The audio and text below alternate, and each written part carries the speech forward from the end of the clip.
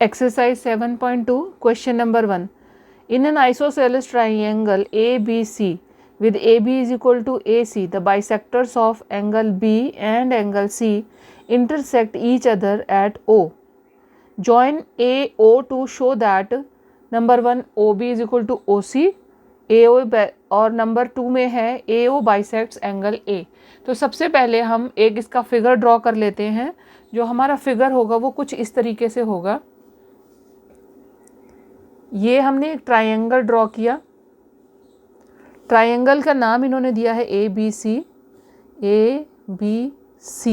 उसके बाद bisectors of B, bisector of angle B और बाइसेक्टर ऑफ एंगल C, ये मिलते हैं O पर,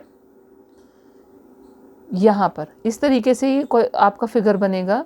join A to O, A से O को भी ज्वाइन कर दिया हमने इस तरीके से। ये फिगर आपका बन गया इसके लिए, ठीक है।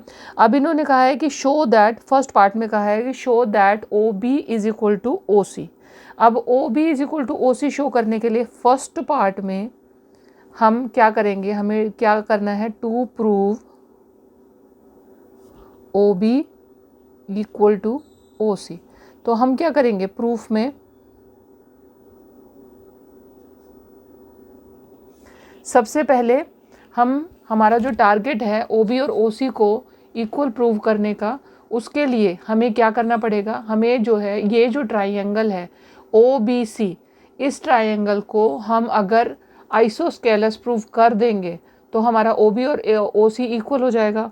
और OB और OC इक्वल करने के लिए, इसको आइसोस्केलस प्रूव करने के लिए हमें क्या करना है कि जो एंगल B और एंगल C है वो तो दोनों हमें गिवन है कि दोनों इक्वल हैं। पहले से ही हमें पता है कि AB is equal to AC है, और AB is equal to AC का मतलब है कि उनके साइड में जो ऑपोजिट एंगल्स होते हैं वो भी इक्वल होते हैं। तो angle B is equal to angle C है, ये हमें गिवन है। एक तरह से इसमें जो हमारी इंफॉर्मेशन गिवन है उसमें दिया हुआ है। तो सबसे पहले हम लिख लेते हैं B is equal to angle C। क्यों? क्योंकि AB is equal to AC है, ये हमें गिवन है। नेक्स्ट थिंग, हाफ कर दें अगर हम इन दोनों एंगल्स का, तो वो भी आपस में इक्वल ही होंगे, क्योंकि हमें ये गिवन है कि हमें जो B और C के बाइसेक्टर हैं वो आकर O पर मिल रहे हैं। तो हम अगर एंगल, हमारा जो ट्रायंगल OBC हम ले रहे हैं, उस ट्रायंगल को अगर हमें आइसोस्केलस प्रूव करना है तो हमें हाफ ऑफ B और हाफ ऑफ C को इक्वल प्रूव करना है। अगर हाफ ऑफ B और हाफ ऑफ C इक्वल है, दैट मीन्स कौन कौन से एंगल्स इक्वल हैं, B को हम OBC और angle half of angle C को हम OCB कह सकते हैं। अगर OBC और OCB इक्वल हुए तो इसका मतलब OB is equal to OC हो गया। क्यों? क्योंकि जो साइड्स ऑपोजिट टू, हम इसके लिए रीज़न क्या लिखेंगे, side opposite to equal angles are equal.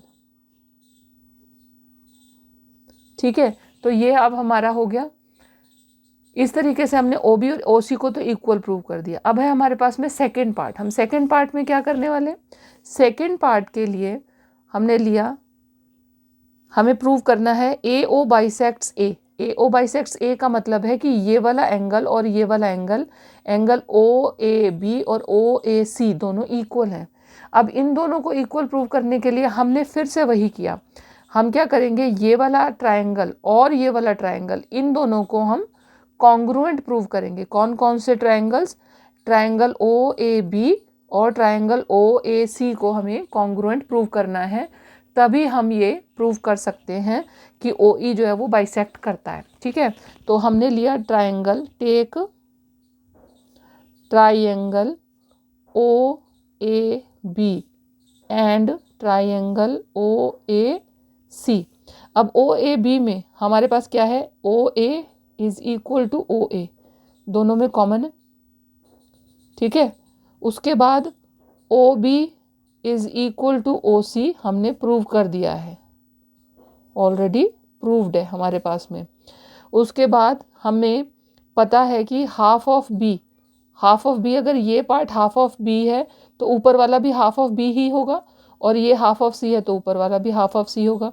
तो हमें पता है कि angle B is equal to angle C है.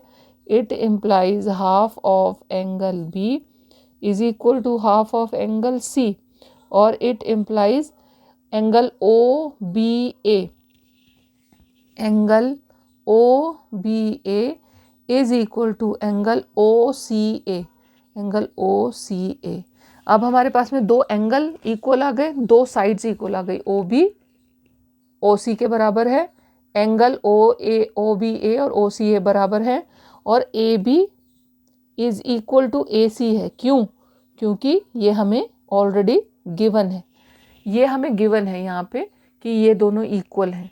अब देखिए हमें ऑलरेडी गिवन है, तो हमने क्या करना है अब कि बस हमारे पास में तीन चीज़ें आ गई. साइड एंगल साइड आ गया हमारे पास, तो साइड एंगल साइड प्रॉपर्टी से ये हमारा इक्वल प्रूव हो गया, कॉन्ग्रुएंट प्रूव हो गए. दोनों ट्रायंगल ओ ए बी और triangle O A C congruent prove हो गए.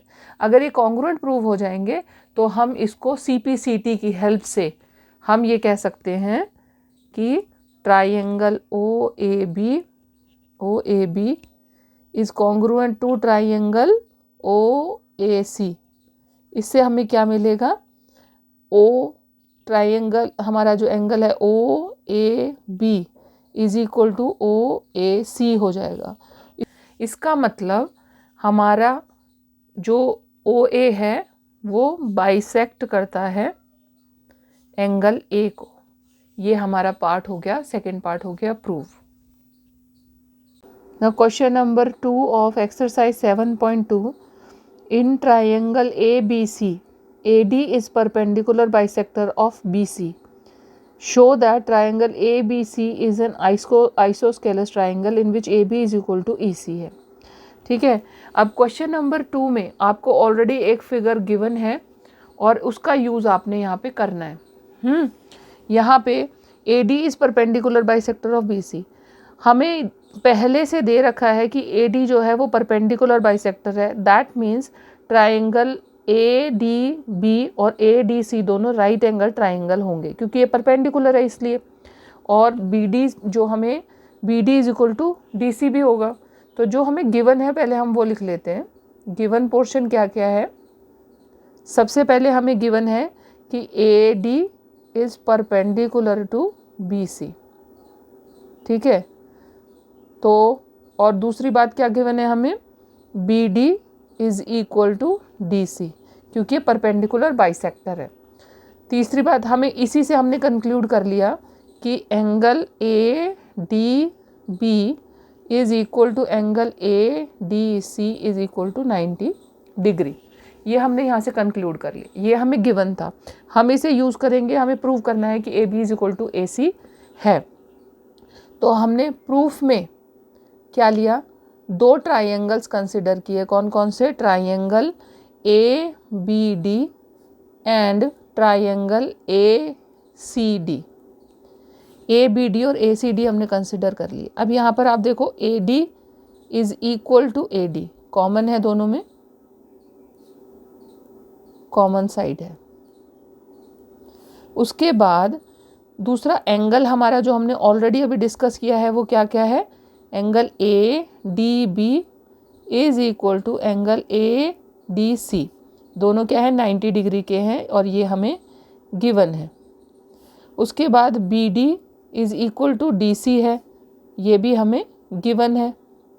तो हमने यहाँ पर साइड एंगल साइड प्रॉपर्टी का यूज़ करा और हमारे ट्राइंगल ABD और कॉन्ग्रुएंट हो गया ट्राइंगल ACD के, जिसमें हमने प्रॉपर्टी कौन सी यूज़ करी है? Side angle side.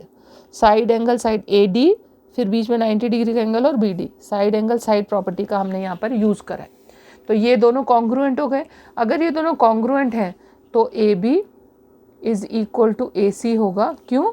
क्योंकि congruent corresponding parts of congruent triangles, या हम जिसे CPCT लिखते हैं. तो ये हमारा प्रूव हो गया कि AB is equal to AC होगा.